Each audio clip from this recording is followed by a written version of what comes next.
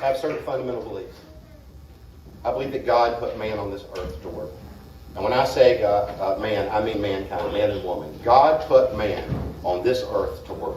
When a man works, that is where his dignity comes from. When we work, that is where our self-respect comes from. When we work, that is where we teach ourselves self-sufficiency. And when we work, that is where we automatically train the next generation, our children, what is expected of them in adulthood. Shame on our federal government for the last 4 years to pay man not to work. Shame on our federal government that's been paying man in such a way that it denies him his dignity and his self-respect and his self-sufficiency, right? And denies him the ability to properly train his children. Listen, I've been very clear in this campaign that I feel called to deliver a message all over the state, to prepare our people to stand alone in a very precarious world. I preach a message of self-sufficiency for our families, self-sufficiency for our state. Lieutenant Governor serves on the State Board of Education. Lieutenant Governor serves on the State Board of Community Colleges. If I have the honor and the privilege to be your Lieutenant Governor, from those two pedestals, I'm going to do everything possible in my power to restore what I call the basic dignity of the concept of work, which I think we have lost in this state. I want to drive a new generation of people into the trades. I want to remove the stigma that our society has put on men and women who work with their hands.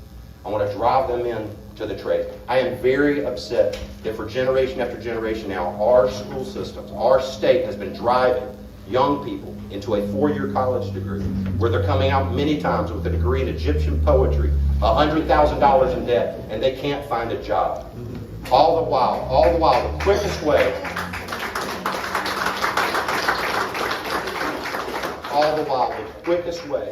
to be your own boss man, to be an entrepreneur, to own your own business, to make 6 figures a year, and to build a business that you could easily, 10 years down the road, sell for 7+ figures, is to work with your hands.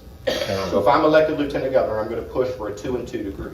A new form of degree, a new partnership between the community college system and the 4-year university system in this state, where young people who are going to go to college goes first to a trade school and learn a trade. I don't care if it's commercial welding, plumbing, electrical work, HVAC. Then they transfer to one of the UNC school systems and they get a limited degree. Skip English, skip French. Go into what they want to do with working with their hands, but get a degree in marketing, budget, finance, business. So they have all the tools to be an entrepreneur and run their own business, coupled with the skill set, the trades, that's going to make them profitable the rest of their life, and most important, self-sufficient. I want our people to be self-sufficient. We're never going to do that in this state until we restore the basic concept of the dignity of work. Does that make sense? Yeah. I want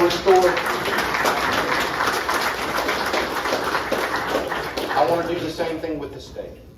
And I'm just going to be honest with you. Here's how I look at our state, at our country today.